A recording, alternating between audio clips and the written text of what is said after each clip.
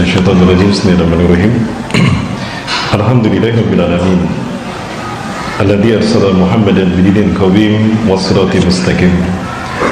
Man ittaba'ahu najal wa man hadana halak. Asyhadu an la ilaha illallah wahdahu la syarika lahu wa asyhadu anna Muhammadan abduhu rasuluhu la nabiyya ba'dahu. Ma syaa Allahu kan wa ma lam yasha lam yakun wa la haula wa la quwwata illa billah amma ba'd. Qala Allahu ta'ala fi kitabil karim wa bi qawli yatadil muhtadin. A'udzu billahi samil alim minasy syaithanir rajim min hamzihi wa nafthihi wa nafthihi. Ya ayyuhalladzina amanu taqullaha haqqa tuqatih wa la tamutunna illa wa antum muslimun. Wa qala fi ayatil ukhra wa tazawwadu fa inna khayra zadi taqwa wa takunu ya ulil albab. Wa qala Rasulullah sallallahu alaihi wasallam wa huwa shadiqul wa'dil amin. Badiru bil a'mali shalihat fasatakunu fitan ka qita'il lailal muslim. Yusbihu rajulun mu'minan wa yumsi kafiran wa yumsi mu'minan wa yusbihu kafiran. Yabi'u dinahu bi aradin minad dunya. Al-mutamassiku yawma idin bid-dini kal qawmidi alal jamri. Al-hadis wa kama qala sadaqallahu al-azim wa sadaqa rasulul karim wa nahnu ala dzalika minasyahidin. Salawat dan salam saya dilimpahkan kepada uswah dan qudwah kita Rasulullah Muhammad sallallahu alaihi wasallam. Nabi dan Rasul yang diutus ke tengah-tengah kita, yang kehadirannya menjadi isyarat kalau memang kita berada di akhir zaman. Ya, sampai-sampai Rasulullah SAW menegaskan, "Bu'istu ana wasah kahatain." Jarak diutusnya aku dengan kejadian kiamat seperti telunjuk dan jari tengah. Rasulullah mengisyaratkan beliau diutus dengan kejadian kiamat seperti telunjuk dan jari tengah. Ini 14 abad yang lalu. Ya, Rasulullah SAW menyebutkan 14 abad yang lalu seperti ini. Nah, hari ini kita mau bilang apa? Antara kita dengan kiamat, saya melipat jari tengah saya. Waspadalah. Ya, tadi kita bahas dua ini ya, bahwa kita bukan lagi dekat dengan hari kiamat. Justru kita berada di pintu gerbang kiamat. Apa yang membuat saya yakin kita berada di pintu gerbang kiamat? Setidaknya ada dua hadis yang pernah saya baca berbicara bahwa kita berada di pintu gerbang kiamat. Yang pertama, Rasulullah mengatakan, baina yaday sa'ah, di pintu gerbang kiamat, sinina khawadi'atan, akan muncul tahun-tahun penuh dengan tipu daya dan tipu muslihat. Jika tahun-tahun kita rasakan penuh dengan tipu daya dan tipu muslihat, maka yakini kita berada di pintu gerbang kiamat. Sudah terasa belum Bapak Ibu? Sudah terasa ya? Oh, subhanallah. Nah, indikatornya ada 3. Yang pertama, yukadzabu fil shadiq, orang-orang yang berkata jujur dibohongi, yang berkata benar didustakan. Yang kedua, ketika yang benar dibohongi, yang jujur didustakan, wa yukadzabu wa yusaddaqu fil kadhib, para pendusta dibenarkan. Dan yang ketiga, setelah para pendusta dibenarkan, maka fayu'tamanu fihal kha'in, para pengkhianat satu kaum, pada pengkhianat satu bangsa diangkat menjadi penguasa dan pemimpin. Dari 3 hal tadi, mana yang belum terjadi? Sudah terjadi semua? Ya, di mana terjadinya? Di negeri entah berantah sana, di Mesir atau di Afrika. Ya. Kalau 3-tiganya sudah terjadi, berarti kita berada di pintu gerbang kiamat. Subhanallah. Sementara Bapak Ibu ini khawatir ibu-ibu yang belakang kasihan begini, nanti lehernya pegel ya. Kalau saya berdiri tidak apa-apa Bapak Ibu. Boleh berdiri ya? Boleh. Baik. Ya, berdiri misalnya. Oh iya, ada ini ya, saya lupa. Berarti berdiri nggak boleh jauh-jauh di sini aja. Ya. Baik. Ya. Itu hadis yang pertama. Nah, hadis yang kedua, kalau tadi skalanya tahun, sekarang skalanya hari, sama Rasulullah dipersempit. Baina yaday sa'ah, di pintu gerbang kiamat, la ayyamun, akan muncul hari demi hari. Ya, kalau tadi skalanya tahun, sekarang skalanya hari. Jika hari-hari kita diisi oleh 3 hal ini, itu pertanda kita berada di pintu gerbang kiamat. Yang pertama, yurfa'u fiha al-ilmu, diangkatnya ilmu dari muka bumi. Yang kedua, wa yanzilu fiha al-jahlu, kejahilian turun di mana-mana. Dan yang ketiga, wa yaktsuru fiha al-haraj, dan banyaknya al-haraj di mana-mana. Yang pertama, ilmu diangkat dari muka bumi. Bagaimana cara Allah mengangkat ilmu dari muka bumi? Apakah tiba-tiba kita tidak punya ilmu, orang tidak tahu matematika, itu bisa terjadi, dan itu faktanya ada di depan kita. Ya, ada banyak orang tiba-tiba tidak mengerti matematika. 1 tambah 2 tambah 3 berapa Bapak Ibu? 6, bukan 123 ya. Ya. Ilmu diangkat dari muka bumi, kata Rasulullah SAW, bukan berarti tiba-tiba manusia tidak punya ilmu. La yarfauha intiza'an mubasyratan minal ard, lakin Allah yarfaul ilma minad dunya biqabdil ulama. Tetapi Allah mencabut ilmu dari muka bumi adalah diwafatkannya para ulama. Nah, itu yang pertama, diangkatnya ilmu dari muka bumi. Ada juga ulama menakwilkan hadis ini, diangkatnya ilmu dari muka bumi, ilmu kehilangan fungsinya. Seyogianya ilmu membuat orang dari salah menjadi benar, dari tidak faham menjadi faham, dari tidak bisa menjadi bisa, dari tidak tahu menjadi tahu, dari susah menjadi bahagia, dari menderita menjadi senang. Ya. Tapi apa yang terjadi dengan bangsa kita? Ilmuwan, para sarjana S1, S2, bahkan doktor banyak di wisuda. Ribuan, mungkin puluhan ribu setiap tahunnya. Profesor pun dikukuhkan dalam bidang mereka masing-masing. Faktanya, apakah bangsa kita makin sejahtera? Justru kriminalitas dilakukan oleh mereka yang punya sederet gelar akademik. Bahkan kesesatan dilakukan oleh orang yang katanya adalah tukangnya ilmu. Contohnya apa Bu? Pak? Milkul yamin boleh nah itu. Masya Allah. Kalau ini aja jadi dokter Bapak Ibu. Masya Allah.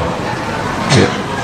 Maka ketika ulama-ulama yang lurus dipermak, dibunuh bahkan, dan dibunuh karakternya, maka yang muncul adalah ulama-ulama ulama-ulama garis miring. Akibatnya apa? Umat tidak bisa membedakan mana hak dan batil. Babi dilalap, homer diminum, zina dilegalkan, jahiliyah turun di mana-mana. Sudah terjadi kan? Bahkan mereka ingin ada undang-undangnya. Maka muncul rancangan undang-undang penghapusan kekerasan seksual yang melegalkan zina dan LGBT. Ini bukti jahiliyah turun di mana-mana. Yang ngomong kayak gini ngakunya Islam. Ya. Nah, yang ketiga, wa yaksuru fiha al-haras, banyaknya pembantaian di mana-mana. Ini bukti 3 hal ini sudah terjadi semua bahwa kita berada di pintu gerbang kiamat. Jadi gimana Bapak Ibu sekalian? Yakin kita berada di pintu gerbang kiamat? Yakin. Yakin ya Bapak Ibu? Yang jawab sedikit ini. Kayaknya masih senang, masih betah dibantu. Jadi gimana Bapak Ibu? Yakin kita berada di pintu gerbang kiamat? Terus kapan nikah nih Mas ini? Udah di pintu gerbang kiamat Mas. Baik Bapak Ibu rahmati Allah. Yang ketiga, ini yang mengerikan. Umat Islam akan banyak dibantai di mana-mana. Al-Haraj. Suatu malam bahkan Rasulullah pernah mengatakan, suatu saat Rasulullah terbangun dari tidur malamnya, seolah-olah mendapatkan wahyu dari Allah tentang nasib umatnya di akhir zaman. Ummul Mukminin Zainab binti Jahsin rahimahullah radhiyallahu anha, beliau mengatakan, istaiqadha Nabi sallallahu alaihi wasallam min naumih, Nabi SAW terbangun dari tidurnya, bahwa yakul, dan beliau bersabda, la ilaha illallah, tidak ada Tuhan selain Allah, wailun lil arabi min syarrin qad iqtaraba, kecelakaan akan menimpa bangsa Arab karena keburukan yang telah mendekat pada mereka. Futihal yawma min radmi Ya'juj wa Ma'juj misla hadih, telah terbuka lubang Ya'juj Ma'juj sebesar ini hari ini. Maqad Sufyan bi'adil asra, Sufyan melihatkan tangannya seperti ini. Ya, itu 14 abad yang lalu. Ya'juj Ma'juj sebini lubangnya. Hari ini sudah tidak ada lagi celah antara Ya'juj Ma'juj dengan umat manusia. Menariknya Rasulullah menyebutkan bangsa Arab akan ditimpa keburukan yang telah mendekat dan dikaitkan dengan Ya'juj Ma'juj. Pertanyaan saya, siapa sebetulnya yang dimaksud dengan bangsa Arab? Palestina bangsa Arab bukan? Suriah, Irak, Afghanistan, Mesir, Yaman, Libya. Bagaimana kondisi negara-negara itu? Sudah hancur kan? Hancur lebur. Ini pertanda bangsa Arab sudah berada dalam keburukan yang disebutkan Rasulullah SAW tadi. Yerusalem itu sebutan mereka. Sebutan kita adalah Al-Quds, yaitu kota di mana para nabi dan rasul dilahirkan dan dibesarkan. Tidak kurang dari 1.500 nabi dari Bani Israel dilahirkan di Al-Quds. Ya, di Al-Quds. Bahkan Nabi SAW dibesarkan di Al-Quds. Ya. Hari ini Al-Quds ada dalam ancaman untuk dihancurkan. Zionis Yahudi, mereka yakin bahwa the God who's waited, Tuhan yang mereka tunggu-tunggu telah ada dan akan segera tiba. Maka kewajiban bagi mereka menyediakan istana bagi Tuhan yang mereka tunggu-tunggu. Tuhan bagi mereka, Dajjal bagi kita, Mesayah. Ya. Dan saya pernah mendapatkan data, di sini ada Benjamin Netanyahu, Perdana Menteri yang sekarang terpilih kembali untuk periode yang ketiga kalinya menjadi Perdana Menteri Zionis Yahudi, pernah bertemu dengan Rabi Yahudi agar diperintahkan untuk melakukan persiapan mempercepat kedatangan Tuhan yang mereka tunggu-tunggu, yang bagi kita Dajjal. Bahkan saat ini mereka sedang bereforia untuk senang. Kenapa senang, euforia? Karena ciri-ciri Dajjal atau Tuhan yang mereka tunggu-tunggu, Mesayah, akan tiba adalah apabila telah lahirnya seekor sapi jantan berwarna merah tanpa cacat dan mulus. Dan ini sudah terjadi. Pernah mendengar Bapak Ibu? Pernah mendengar. Nah, ini isyarat kalau memang versi mereka Mesayah akan tiba. Dan saya mengkhawatirkan memang Dajjal akan segera tiba. Rasulullah SAW pernah menyatakan ciri-ciri kedatangan Dajjal. Dalam sebuah hadis Rasul mengatakan, "Inna qabla khurujid Dajjal 3 sanawat syidad." Sesungguhnya sebelum kemunculan Dajjal akan ada 3 tahun tersulit bagi kalian tinggal di muka bumi. Fiha jau'un syadid. Di 3 tahun itu akan terjadi kelaparan yang sangat. 3 tahun Bapak Ibu sebelum kemunculan Dajjal. Yamrullahu as-sama fi sanatil ula. Allah Subhanahu wa taala memerintahkan langit di tahun pertama antah bisa sulusa matriha, untuk menahan sepertiga air hujannya. Maka di tahun pertama sepertiga hujan tidak turun ke bumi. Wa yamurul ardu antah bisa sulusai nabatiha, dan Allah perintahkan bumi untuk menahan sepertiga tanamannya. Ya. Itu tahun pertama. Maka gagal panen akan banyak terjadi di mana-mana. Ya. Yang kedua, Rasulullah SAW pernah mengatakan, wa fi sanati tsaniyah, di tahun kedua Allah perintahkan langit menahan 2/3 airnya. Yamrullahu as-sama an tahbita sulusai matriha. Ya, Allah perintahkan langit menahan 2/3 hujannya, memerintahkan bumi menahan 2/3 tanamannya. Kekeringan makin meluas, kelaparan mulai terjadi di seluruh negara. Dan yang ketiga, wa fi sanati tsadisah, yamrullahu as-sama an tahbisa kullal matara indah. Ya, indah. Allah perintahkan pada langit untuk menahan semua airnya. Fala tuqtiru qutratun minas sama fitil kasana. Maka di tahun ketiga tidak setetes pun hujan turun di muka bumi. Wala tunbitul ardu nabata walau kana bibahid. Ya. Dan bumi diperintahkan untuk tidak menumbuhkan satu tanaman pun di muka bumi. Maka kematian banyak terjadi karena kelaparan. Di tahun itulah Dajjal akan muncul. Di tahun ketiga. Ya, sesuatu yang tidak masuk di akal bagi saya pribadi.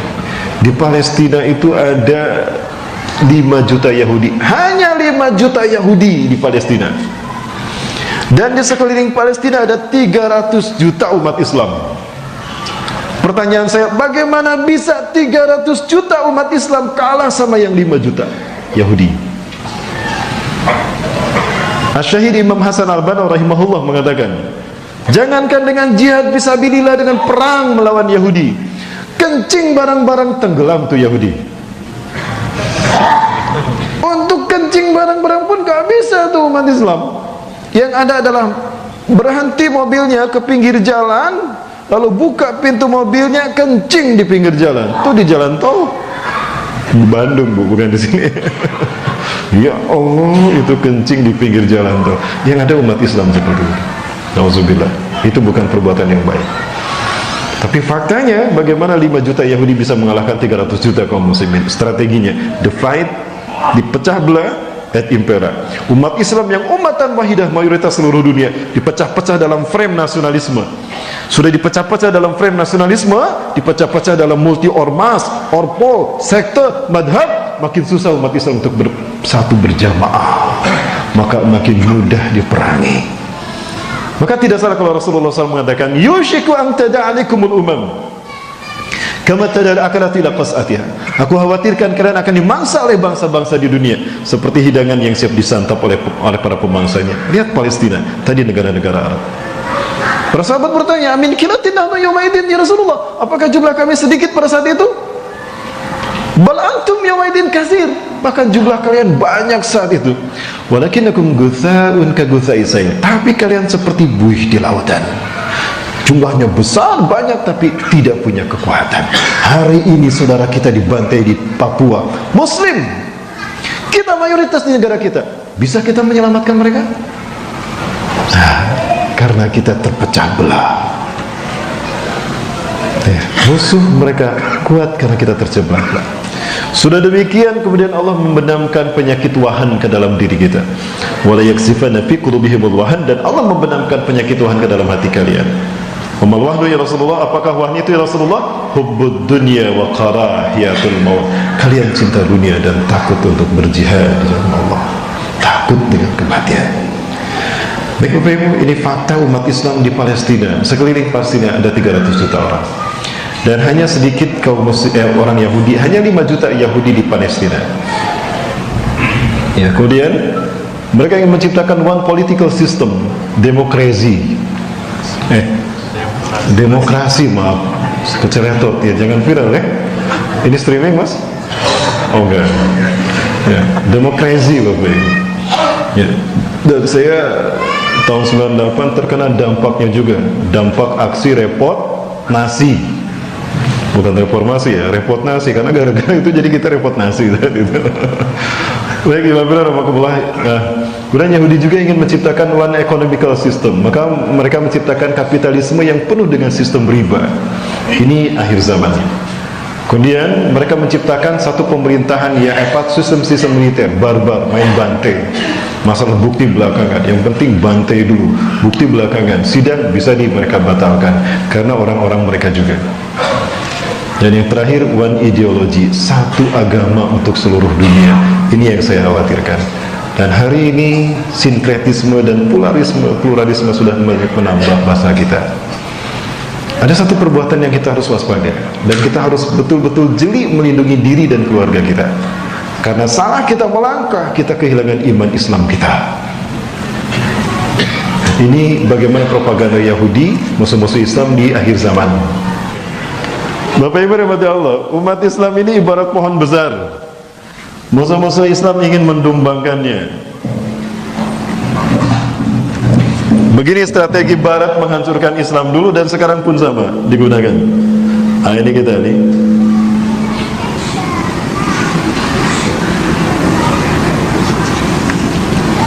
Umat Islam nih. Nah, ini ada ranting-rantingnya ya. Mereka ingin menghancurkan umat Islam, mereka hanya punya mata kapak saja. Mereka mencoba ingin menghancurkan umat Islam, tapi mereka hanya punya mata kapak saja Bapak Ibu. Apakah bisa hanya dengan menggunakan mata kapak dipegang tangan, dipukulkan ke pohon tadi? Yang tumbang pohonnya apa? Tangannya. Tangannya. Pintar mereka. Ambil ranting dari pohon yang akan mereka tumbangkan, masukkan ke sini. Nah, gitu. Dipegang ranting tadi, pukulkan. Tumbang tidak? Tumbang. Untuk menghancurkan umat Islam hari ini, ambil orang Islam yang munafik, yang akidahnya bisa dibeli dengan pangkat dan jabatan atau triliunan. Oh, kan saya udah nanya tadi, ada yang tersinggung gak nih?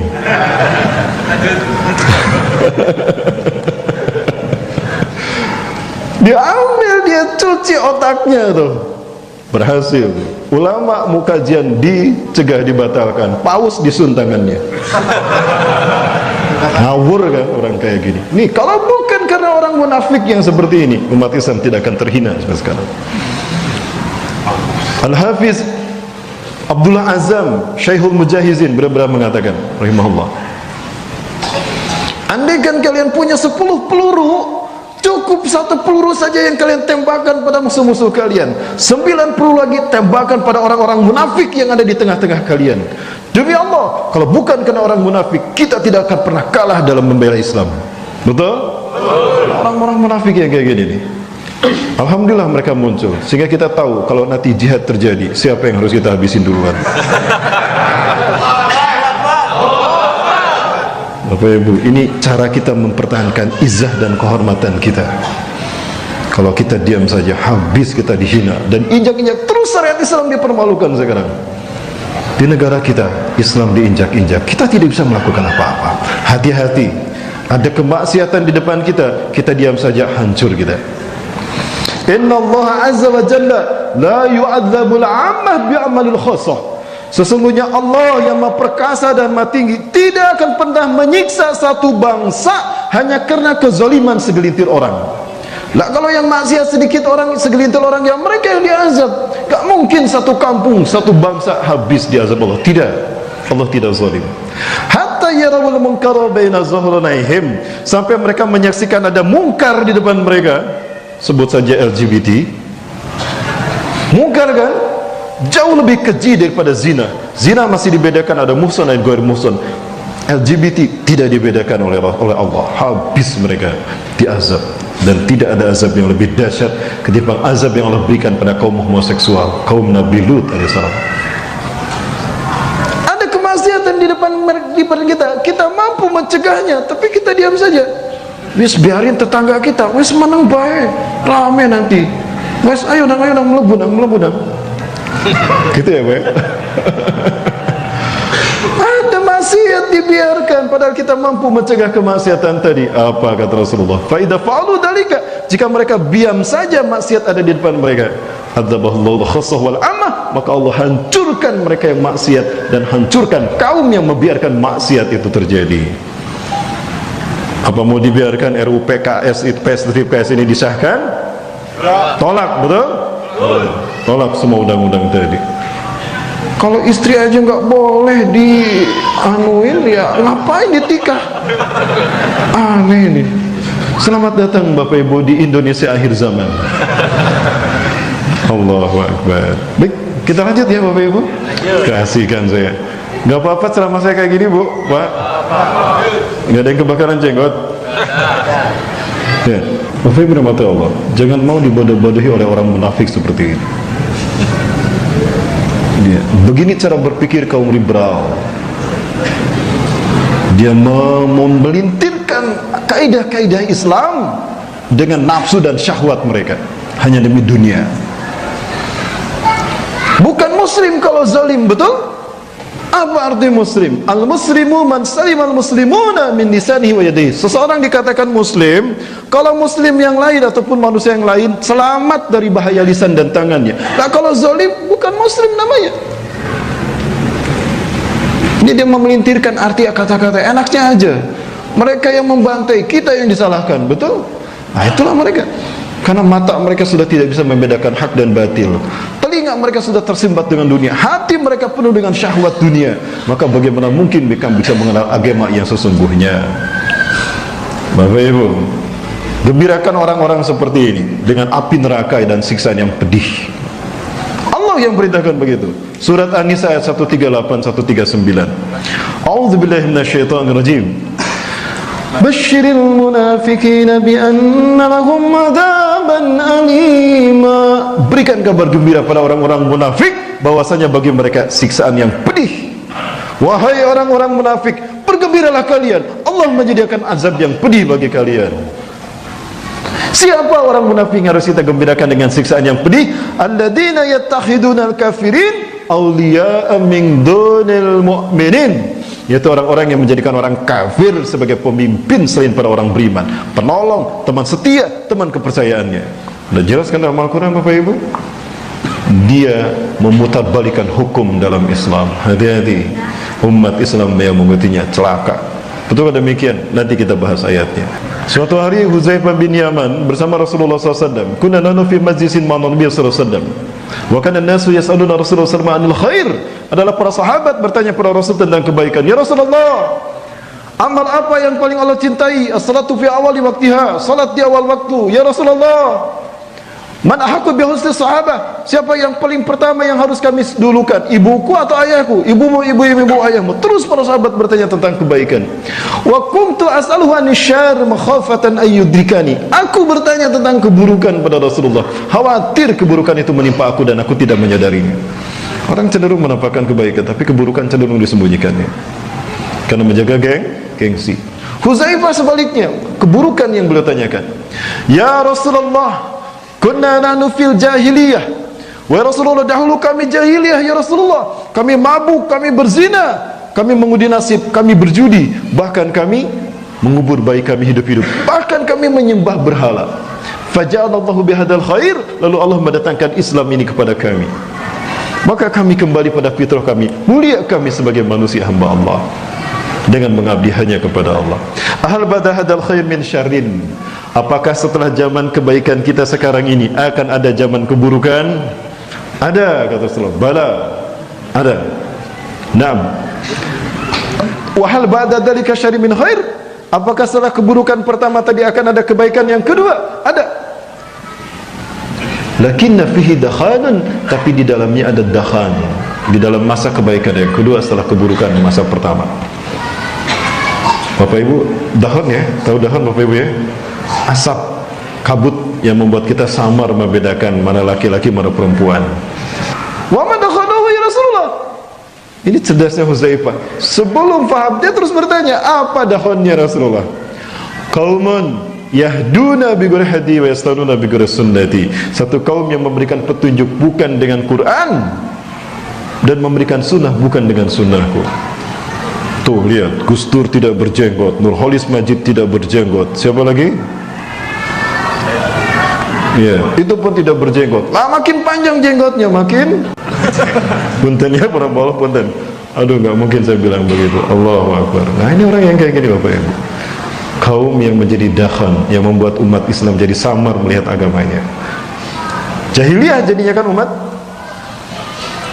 Ya. Wahal bata dari khairin min syarrin, apakah setelah kebaikan yang kedua ada lagi keburukan? Ada lagi keburukan.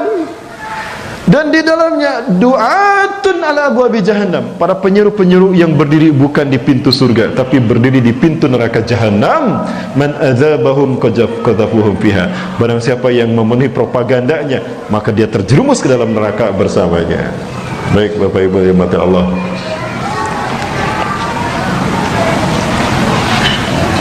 Bapak Ibu rahmati Allah. Maka kemudian para sahabat Huzaifah, Rasul mengatakan lagi, ta'rifu minhum ma tunkiru. Kalian mengenal mereka dan kalian ingkari mereka. Sifhum lana ya Rasulullah. Sebutkan ciri-ciri mereka ya Rasulullah. Hum min jildatina. Kulitnya sama dengan kita kata Rasulullah. Muslim, namanya aja nama Arab kan? Wajahnya wajah Arab. Ya.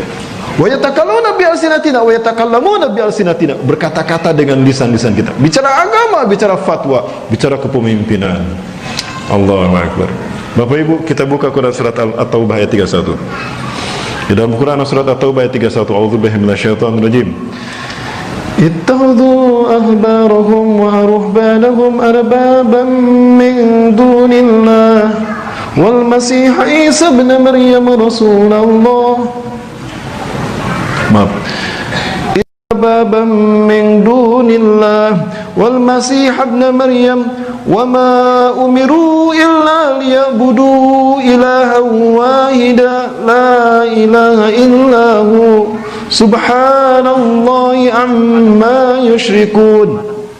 Subhanahu wa ta'ala subhanahu amma yusyrikun. Ya, syukran. At-Taubah ayat 31. Ittahadu ahbarahum, mereka menjadikan alim-alim mereka, waruhbanahum, dan rahib-rahib mereka, pendeta-pendeta mereka, arbabam min dunillah, sebagai Tuhan selain Allah. Wal masih ibn Maryam, dan mereka mempertuhankan Al-Masih bin Maryam. Wa ma umiru, padahal mereka tidak diperintah illa liyabudu ilaha wahida, melainkan menyembah Tuhan yang Maha Esa. La ilaha illa huwa, tidak ada Tuhan selain Allah. Subhanahu amma yusyrikun, Maha suci Allah dari apa yang mereka persekutukan. Adi bin Hatim baru masuk Islam, dia ahli kitab tadinya. Ya Rasulullah, ma ra'aituhum ahlal kitabi al-yahuda wan nasara yarka'una aw yasjuduna amama ahbarum wa rubbanum. Kaifa yuqalu dzalik? Ya Rasulullah, saya ahli kitab dulu. Saya tidak pernah melihat orang-orang Yahudi Nasrani ruku dan sujud di hadapan pendeta mereka, di hadapan alim-alim mereka. Kenapa mereka dikatakan menjadikan alim-alim mereka, rahib mereka sebagai Tuhan, ya Rasulullah? Apa kata Rasulullah? Rasulullah menegaskan, bal ya'budunahum, bahkan sungguh mereka menyembahnya. Kaifa yakunu dzalik? Bagaimana itu bisa terjadi, Rasulullah? Inna ahbarahum wa ruhbanahum yuhallaluna ma haramahullahu lahum wa yuharrimuna ma ahalallahu lahum. Sesungguhnya alim-alim mereka, pendeta-pendeta mereka menghalalkan apa yang Allah haramkan dan mengharamkan apa yang Allah mengharamkan apa yang Allah halalkan. Fayattabi'unahum, lalu manusia mengikutinya. Fakadzalika ya'budunahum, maka begitulah cara manusia umat menyembahnya. Artinya apa? Jika hari ini ada orang ngaku kiai, ada orang ngaku ustad, ada orang ngaku ulama, menghalalkan apa yang Allah haramkan dan mengharamkan apa yang Allah halalkan, lalu umat mengikutinya, begitu cara kiai itu disembah. Demi Allah, ini perilaku ahli kitab yang membuat mereka diazab Allah. Bapak Ibu, jujur ya. Mau jujur sama saya Bapak Ibu? Ya, baik, saya tanya dari keyakinan saya. Memilih pemimpin dari orang kafir, halal apa haram? Haram. Ada tidak yang menghalalkannya? Ada. Diikutin tidak? Begitulah cara ulama itu disembah. Ada kan? Maka Bapak Ibu mati Allah, apa yang harus kita lakukan? Bapak Ibu, bekali diri kita dengan pemahaman Quran dan Sunnah yang lurus, terutama anak-anak kita Bapak Ibu. Sedari sekarang Bapak Ibu. Karena kekhawatiran saya, anak-anak saya sekolahkan ke udah pesantren aja deh. Apalagi sekolah umum, Ya, orientasinya sudah materialis hedonis hari ini. Punten Bapak Ibu. Bukan saya memfitnah kurikulum pendidikan, tidak, tapi ada pemahaman yang salah yang ditanamkan pada anak-anak kita hari ini. Pokoknya nak yang rajin belajar nak, biar kamu pinter nanti masuk sekolah favorit. Udah pinter masuk universitas favorit, dapat beasiswa, kuliah keluar negeri. Dapat beasiswa S2, S3, pulang kerja di perusahaan besar, punya mobil mewah, rumah mewah, istri 4. Selesai menikmati masa pensiun, kapan memperjuangkan Islam dengan agamanya? Udah pensiun, baru belajar Quran, belajar Iqra. Ya Allah. Nah, ini hedonis materialis. Tidak diarahkan bagaimana dengan sekolahnya, dengan ilmunya. Islam menjadi rahmatan lil alamin, tegak di seluruh dunia. Tidak itu yang dibayangkan. Nah, Bapak Ibu, akibatnya apa yang terjadi? Ini yang terjadi Bapak Ibu. Merinding saya menyaksikan bagaimana kehidupan generasi muda milenial. Ini tanggung jawab kita orang tua Bapak Ibu. Ya, tanggung jawab kita orang tua. Muhammad Allah yang telah berfirman dalam Al-Quran, فَخَلَفَ مِنْ بَعْدِهِمْ خَلْفٌ أَضَاعُوا الصَّلَاةَ وَاتَّبَعُوا الشَّهَوَاتِ فَسَوْفَ يَلْقَوْنَ غَيًّا. Maka menggantikan setelah generasi yang soleh, setelah generasi yang taat, generasi-generasi yang rusak, menyanyiakan sholat dan memperturutkan hawa nafsu. Nah, ini buahnya Bapak Ibu. Jinah di mana-mana. Maka ketika mereka berzina, malu orang tuanya, diusir dia dari rumahnya. Menderita mereka, mengadu kepada satu lembaga. Wah, banyak pengaduan seperti ini, maka dibikin RUU P/KS. Maka jika orang tua melarang anaknya berzina, bergaul, berpacaran, atau bahkan LGBT, merasa tersakiti, orang tuanya dipidanakan. Allahu Akbar. Ini jahiliyahnya umat manusia. Betul Bapak Ibu sekalian umat Allah. Maka penting bagi kita untuk kita memperhatikan bagaimana kita memahami Quran dan Sunnah dengan benar. Ya, ini bekal bagi kita untuk membedakan hak mana batil. Bapak Ibu, kemudian dari sisi ekonomi kita pun harus waspada. Ya, kita dihancurkan dengan sistem ekonomi yang kapitalis Bapak Ibu. Boleh. Maka hari ini kita tidak bisa mengklaim kita berada pada sistem ekonomi syariah. Nama-nama embel-embel syariah itu tidak mungkin selama kita masih menggunakan alat yang penuh dengan riba. Jujur saja Bapak Ibu. Boleh saya buktikan? Boleh. Bapak Ibu, boleh saya pinjam uangnya kan? Ada yang punya 100.000, 50.000, 10.000, 5.000 dan 2.000. Saya pinjam. Ayo, coba terus. Pinjam aja, pinjam. Nanti dikembaliin lagi. 100.000, 5.000 ada? 5.000 boleh. Ada lagi yang lain? Yang 50, nah ini ada. Ada yang 2.000, 2.000. 2.000 ada 2.000?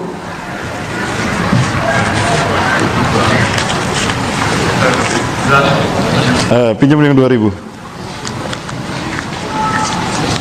Baik, terima kasih banyak. Subhanallah.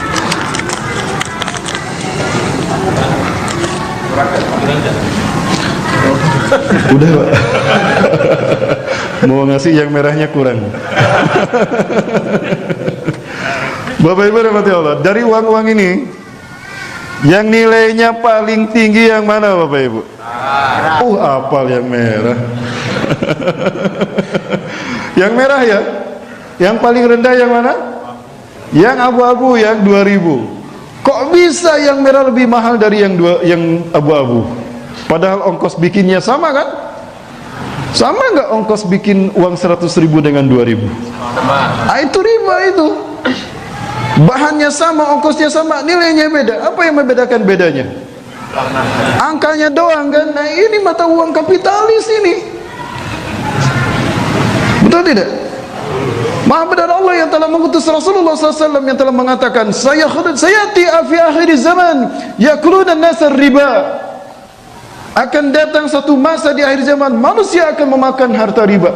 Kalaupun tidak memakan harta riba, mereka terkena debunya riba. Kita tidak menggunakan alat ini untuk bertransaksi riba, tapi alat ini pun baik. Punten mohon maaf Bapak sekalian. Kita muslim, kita berhak untuk menilai apa yang akan kita lakukan, betul? Bapak Ibu, ada tidak tanda tangan Menteri Keuangan di sini? Ada tidak tanda tangan Presiden? Yang ada deputi Bank Indonesia. Artinya ini tidak dibuat oleh pemerintah, ini dibuat oleh Bank BI. Mereka punya kekuasaan dan tanggung jawab kepada Bank Dunia, bukan pada pemerintah. Betul? Pemerintah hanya membuat RAPBN dalam sidang legislatif, sidang pleno. Maka keluarlah RAPBN. Angka RAPBN diserahkan pada Bank BI. Bank BI mencetak uangnya dalam sejumlah RAPBN, diberikanlah pada pemerintah kita, disebar melalui departemen, lalu sampailah ke kita. Betul? Pemerintah berarti mengembalikannya. Cash apa ngutang? Ngutang kan selama 5 tahun ya, satu periode, berarti ada bunganya, tidak per lembar. Itu dia Bu. Ketika kita menyimpan Bapak Ibu uang ini di dompet kita, artinya kita siap dengan membayar bunganya kan per lembar. Betul? Apa itu bukan riba? Nah itulah debu ribanya. Baik Bapak Ibu rahmati Allah, dulu waktu saya SD 30 tahun yang lalu lah, dengan uang 2.000 kebeli baju lebaran. Betul? 30 tahun yang lalu kebeli baju lebaran, 35 tahun yang lalu kebeli baju lebaran, kebeli sendal lebaran. Sekarang 2.000 kebeli apa? Parkir, cilok. Cilok berapa butir Mas? 2.000 ya. Allah Akbar. Ini inflasi Bapak Ibu ya. Belum 1 abad inflasi sudah terjadi. Rasulullah SAW memerintahkan Ali bin Abi Thalib membeli kambing 1 dinar. Li, beli kambing Li. Aku beli itu kambing. Ali ini paling pintar beli kambing. Di tengah jalan berpapasan dengan sahabat yang lain ya, berpapasan dengan sahabat yang lain. Weh Li, beli kambing ya? Wah pinter kamu beli kambing. Li, saya beli. Jangan, ini punya Rasulullah. Aku beli 2 dinar. Kamu beli 1 dinar kan? Iya. Saya beli 2 dinar. Kamu bisa beli lagi 2 dinar. 2 kambing. Kamu ridho? Ridho dong. Karena aku butuh kambing yang bagus. Kebetulan kamu yang qadarullah nih, kamu yang belikan ya. Baik Li. Nah ini dijual tuh 2 dinar. Balik lagi Ali bin Abi Thalib. Pulang-pulang bawa 2 kambing. Kaget Rasulullah. Loh, kok Li kambingnya 2? Kan cuma 1 dinar yang aku berikan. Nah, ceritakan tadi ada sahabat yang membeli 2 dinar. Alhamdulillah, berkah Li. Sini, yuk kita makan sama-sama. 14 abad yang lalu kambing 1 dinar, 2,5 juta. Hari ini kambing berapa? Kebeli tidak 1 dinar, kebeli 2,5 juta kan? 14 abad tidak berubah. Lah ini 30 tahun kita berada pada sistem kapitalisme yang penuh dengan riba. Akan tiba saat di mana kita akan kembali pada dinar dirham insyaallah. Nah, tugas kita mempersiapkannya Bapak Ibu. Siap menyambut kebangkitan ekonomi syariah? Nah, ini siap kita untuk menyambut, karena nanti jika chaos negara kita ini tidak bernilai, maka saya sarankan bagi Bapak Ibu yang punya deposito uang kertas, segera akan pindahkan ke emas. Akan tiba saat di mana chaos terjadi, rupiah anjlok luar biasa, dolar akan naik, uang kita makin tidak berarti, hanya emas nanti yang bernilai. Itulah kenapa sekarang ramai emas, Cina membeli emas, karena ini akan menyambut inflasi dunia. Adakah kita mempersiapkan itu? Kita harus mempersiapkannya. Alhamdulillah. Ya Mas, tolong Bapak punten, percaya?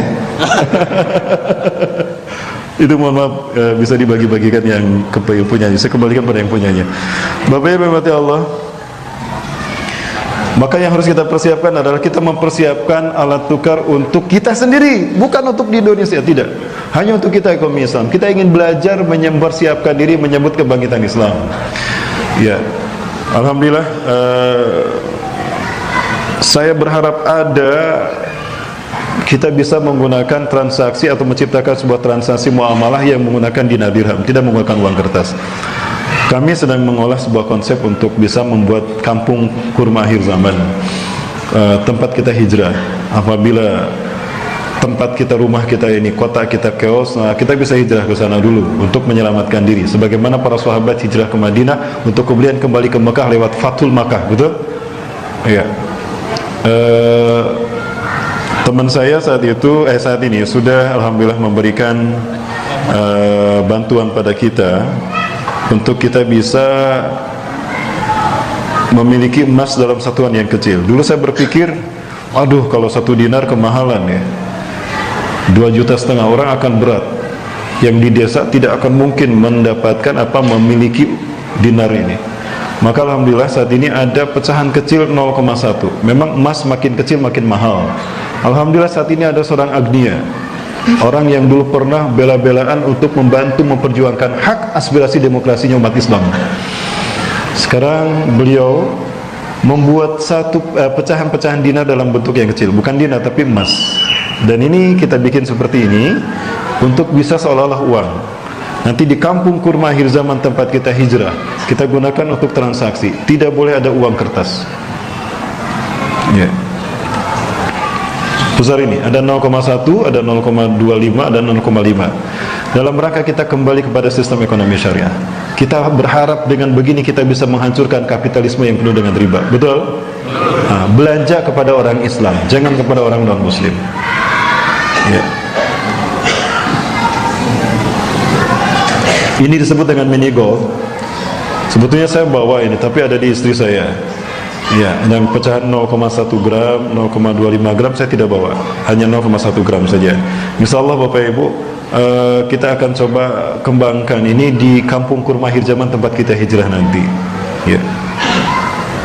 Nah, semua ini kita lakukan sebagai persiapan bagi diri kita dan keluarga kita untuk menyambut akhir zaman. Harus ada yang kita lakukan. Setidaknya kita sudah berniat untuk melakukan perbaikan. Bapak Ibu rahmati Allah, semua ini kita tujukan untuk menyambut kebangkitan Islam yang tidak lama lagi insyaallah. Betulkah Islam tidak lama lagi? Baik, kita baca sama-sama, kita hitung sama-sama ya Bapak Ibu ya. Mau kita hitung sama-sama? Baik, ikuti Bapak Ibu sekalian. An Abi Hurairah, dari Abi Hurairah radhiyallahu an, semoga Allah meridhoinya, qala, ia berkata, qala, telah bersabda Rasulullah sallallahu alaihi wasallam, inna Allah, sesungguhnya Allah, yab'atsu, akan mengutus, min hadhil ummati, dari umatku ini, ala ra'si, setiap kelipatan, kulli mi'atis sanah, 100 tahun sekali, man, seseorang, yujaddidu, yang akan memperbaiki dinaha, agamanya. Rawahu, hadis ini diriwayatkan Abu Dawud wa yuballighuhu, dan hadis ini disampaikan Ustaz Rahmat Baikuni. Pengen disebut, jangan Abu Dawud aja tuh yang disebut ya. Bapak Ibu, sepeninggal Rasulullah wafat 100 tahun sekali akan muncul mujaddid yang tugasnya satu, memimpin dunia. Kedua, membersihkan Islam dari paham sesat. Islam akan dibersihkan dari Syiah, Ahmadiyah, Qas dan sebagainya. Yang ketiga, akan menebar kedamaian dan ketentraman seluruh dunia. Lam yul arda adlan wa qistan kama muliat zulman wa jawran. Akan memenuhi dunia ini dengan keadilan, kesejahteraan sebagaimana sebelumnya penuh dengan pembantaian, kezaliman dan sebagainya. 100 tahun satu kali. Abad kejayaan Islam sebelum kita siapa? Turki Utsmani. Turki berakhir di tahun 1924 secara de facto. Andaikan, ini andaikan, bukan cocok logi ya, andaikan, kan mulai menghitung-hitungnya, memperkirakan, memprediksi. Andaikan memang Turki ini adalah abad kejayaan Islam sebelum kita, dan jika benar angka 1924 itu adalah angka kejayaan Islam sebelum kita, berarti Islam jaya berikutnya tahun berapa? 2024. Berapa tahun lagi? 5 tahun lagi, 1 periode lagi Islam akan zahir. Makanya mereka ketakutan, 1 periode lagi Islam zahir. Dan jika Islam memang zahir, kira-kira negara mana yang akan Allah pilih untuk memimpin kebangkitan Islam?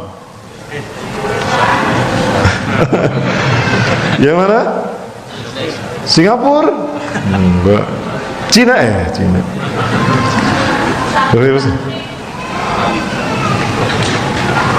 Baik, insyaallah Bapak Ibu sekalian.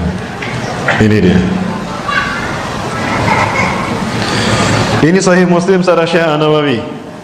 Rasulullah SAW bersabda dari Thauban hadatsah, Thauban bercerita annahu sami'a Rasulullah SAW yaqul.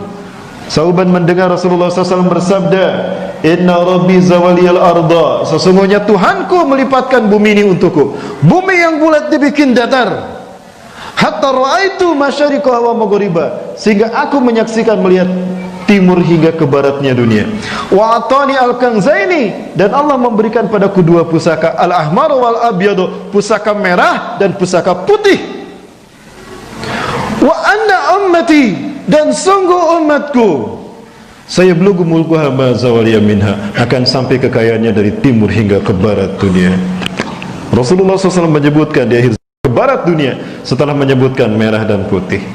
Ada ulama memang yang mengatakan saya cocok logi, tidak. Kalau tidak begini kita memberikan semangat, maksudnya jangan sampai melempem. Siapapun boleh untuk bisa ya memahami kekondisian kita hari ini. Bapak Ibu, saya memang tidak memaksudkan merah putih yang disebutkan Rasulullah ini Indonesia. Cuma saya ingin memberikan semangat, dan jangan lupa, ini beberapa ulama yang saya temui Bapak Ibu Timur Tengah. Ketika selesai sholat di Masjid Qibli di areal komplek alun-alun Masjidil Aqsa Al-Quds, saya bertemu dengan Syekh Ali Yaqub Al-Abasi. Beliau, Allahu yahfaz, hafizahullah, dan Allah menjaga beliau. Beliau adalah ketua Rabitah Ulama Palestina. Beliau ketua MU-nya Palestina. Saya tanya pendapat beliau tentang hadis ini. Kaifa ra'yukum ya Syekh an hadzal hadis? Ahuna ma alaqah bainal Indonesia wa hadzal hadis? Liana liwana al-ahmar wal abyad. Apakah ada kaitan hadis merah putih ini dengan Indonesia? Bendera kami merah putih, Syekh. Berikutnya, setelah salat asar kami diundang audiensi oleh Imam Masjidil Aqsa. Salah satu Imam Masjidil Aqsa, Abu Yusuf, Syekh Yusuf Abu Sunainah, di pesantren di mana dulu didirikan oleh Abu Darda di Palestina ini. Kemudian kepada Dr. Abu Bakar Al-Wawidah yang 2016 memimpin sholat tarawih di Jogokarian. Tiga-tiganya ini mengomentari hadis tadi. Apa jawaban mereka? Hampir sama. Intinya begini. Ala kulli biladil muslimin alladzina yaqbaluna al-islam dinahum, antum ya Indonesia lam yakhtarakumullah liqiyami hadzal din. Dari semua negara yang menerima Islam sebagai agamanya, kalian Indonesia yang belum Allah pilih untuk memimpin kebangkitan Islam. Allahu Akbar. Allahu Akbar. Allahu Akbar. Allahu Akbar. Siapkan insyaallah para muslimin. Siapkan diri kita, dekatkan diri kita kepada Allah, amalkan Quran Sunnah, biar kita layak untuk dipimpin, dipilih untuk memimpin kebangkitan Islam. Siap menyambut kebangkitan Islam? Siap untuk memimpin kebangkitan dunia? Berarti siap untuk berkorban kepada Allah apapun yang kita miliki. Betul? Bapak Ibu rahmati Allah. Baik, saya closing nih Bapak Ibu ya. Udah jam 9 ini. Bapak Ibu rahmati Allah. Kalaulah kehidupan kita ini merupakan sebuah kompetisi atau pertandingan, kira-kira yang ditunggu-tunggu babak penyisihan, babak semifinal apa babak final? Babak final. Kenapa babak final yang ditunggu-tunggu? Karena di babak final ditentukan siapa pemenang dan siapa yang kalah, betul? Bapak Ibu, kalau babak final itu adalah babak penentuan siapa pemenang dan siapa yang kalah, apakah yang dimainkan pemain cadangan apa pemain terbaik? Pemain terbaik. Hari ini pertarungan hak dan batil ada pada babak final, betul? Berarti pemainnya pemain terbaik. Lah, sekarang ini diamanahkan oleh Allah di pundak kita. Padahal kita biasa gini, amal ibadah kita tidak lebih baik daripada sahabat. Tapi Allah percaya kepada kita. Allah percaya pada kita. Walaupun kita tidak didampingi oleh Rasulullah, kita siap untuk berjuang membela Islam. Walaupun yang kita hadapi adalah sang kampiun kesesatan, iblis dan dajjal. Ini iblis, ini dajjal. Begini. Betul? Ya. Bayangkan semua Nabi dan Rasul berdoa kepada Allah, Ya Rabb, akhir ajalana ila ummati Muhammadin tahyanu tuhayyuhum ya tuhyihim fi asrim ahyina fi tilkal ashr ya Rabb. Ya Allah, hidupkan kami di umat Muhammad, akhir zaman dihidupkan. Saking luar biasanya nilai berjihad di jalan ini.